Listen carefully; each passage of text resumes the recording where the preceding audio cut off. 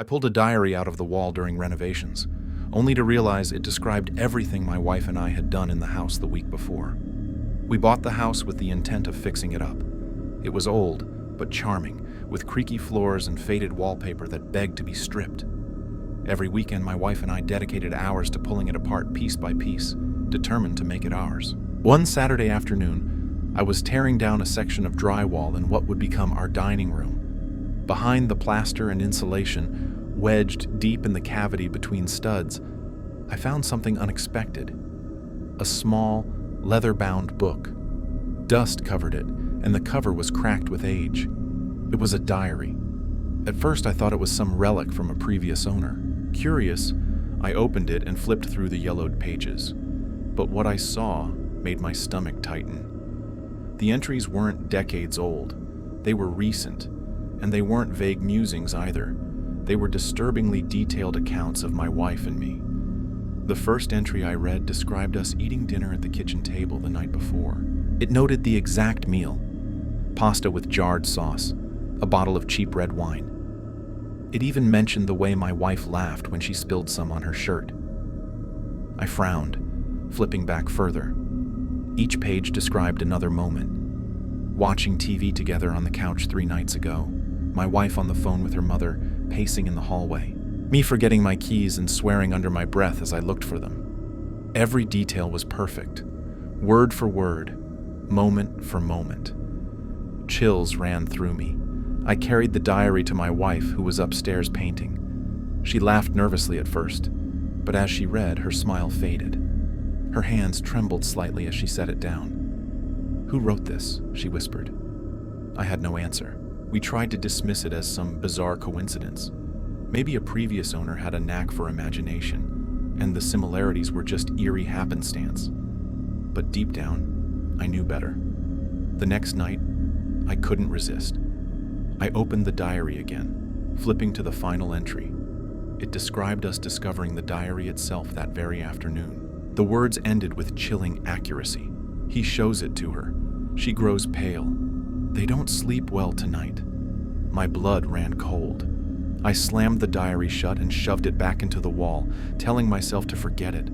But I couldn't. I lay awake that night, staring at the ceiling, waiting for something to happen.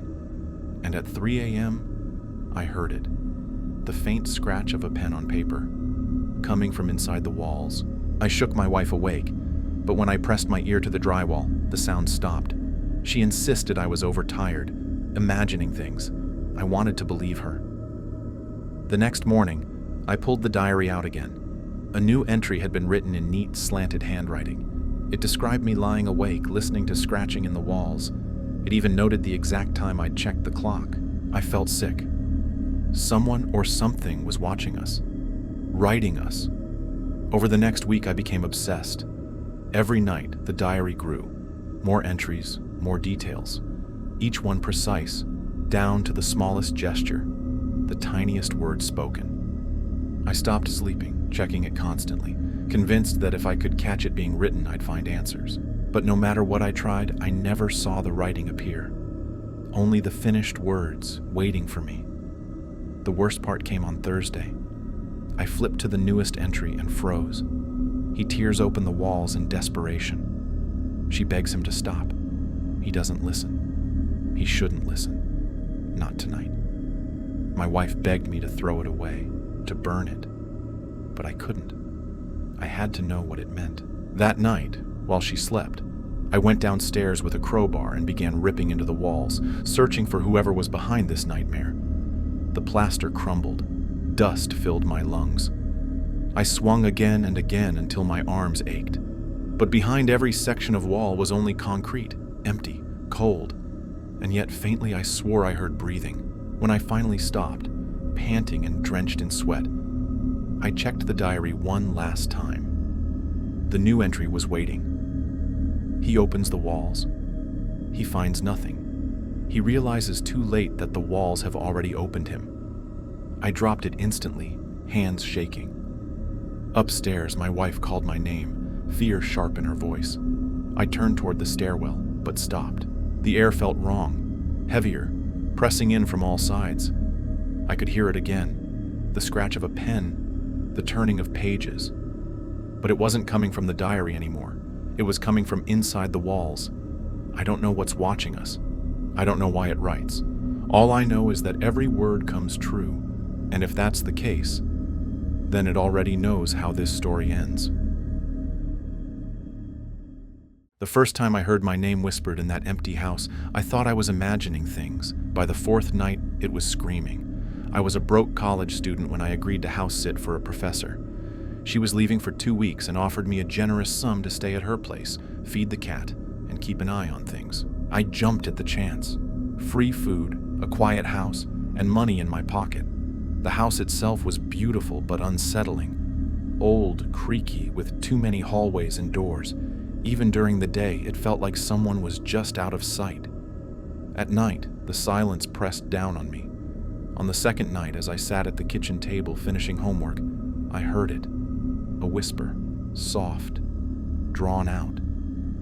My name. Eli. I froze. It had come from the living room. The cat was asleep at my feet. The TV was off, and the house was locked. I told myself it was the wind, or my overtired brain playing tricks. But then, it happened again. The following night, I was in bed scrolling on my phone when I heard it clearly from the hallway outside the bedroom. Eli. My chest tightened. I sat up, straining to listen. The voice was soft, but too clear to mistake for pipes or wind. It sounded like someone whispering just beyond the door. I checked every room. Nothing. The house was empty. By the fourth night, the whispers grew louder, more insistent. My name would come from the basement door, the attic, the bathroom. Sometimes, when I turned toward the sound, I swore I saw movement, a shadow slipping out of sight. I stopped sleeping. My nerves were shot. At one point, I recorded audio on my phone, leaving it on the kitchen counter overnight. In the morning, I listened. For the first few hours, it was silence. Then, around 2 a.m., a whisper slithered through the recording. Eli, come downstairs. My stomach dropped.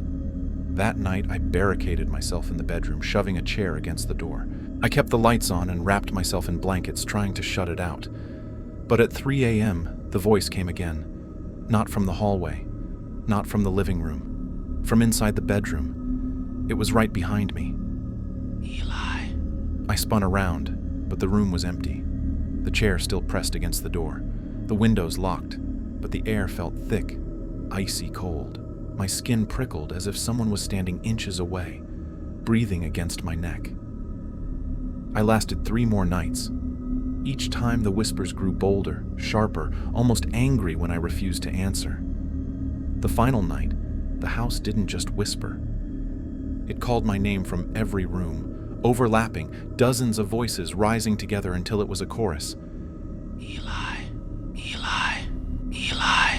The sound shook the walls, rattled the glass in the windows. I clamped my hands over my ears, but it was inside me, vibrating through my bones.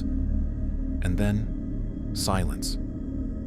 I opened my eyes, trembling. Every light in the house had gone out. The only sound was the cat hissing in the corner, its back arched, eyes locked on the closet door.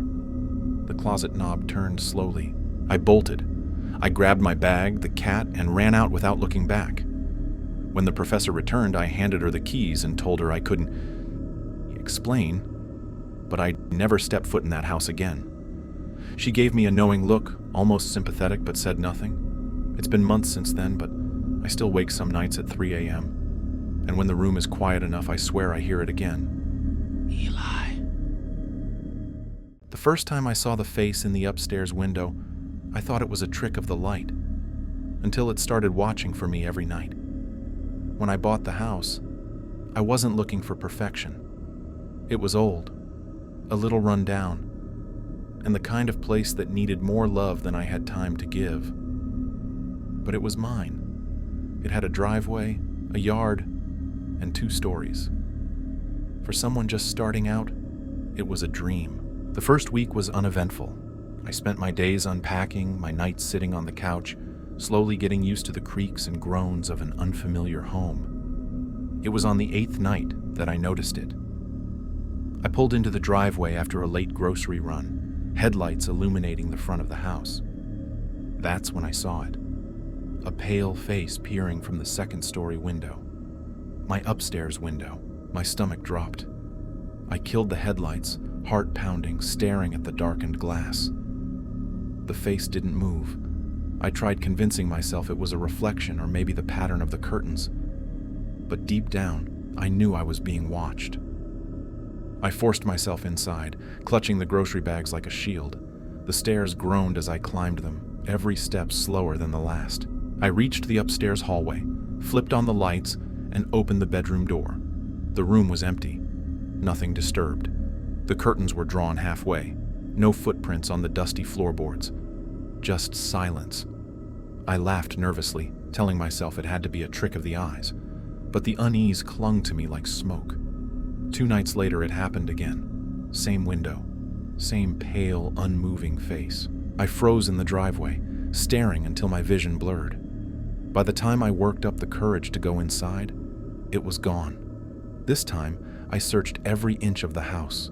Closet, attic, crawl space. Nothing. No signs of forced entry. No reason for anyone to be there. But as I stood in the upstairs room, staring at the window from the inside, a chill ran down my spine. Because I realized something. The face hadn't been looking out. It had been looking in. From that night forward, it became routine. Every time I pulled into the driveway after dark, it was there, waiting, watching. Sometimes I thought I could see its eyes glint in the glass. Sometimes its mouth twitched like the start of a smile. But always, it vanished the moment I went upstairs. I stopped sleeping. I stopped bringing friends over. I couldn't explain it without sounding insane. The face wasn't menacing exactly. It never moved, never came closer. But the silence of it, the stillness, was unbearable.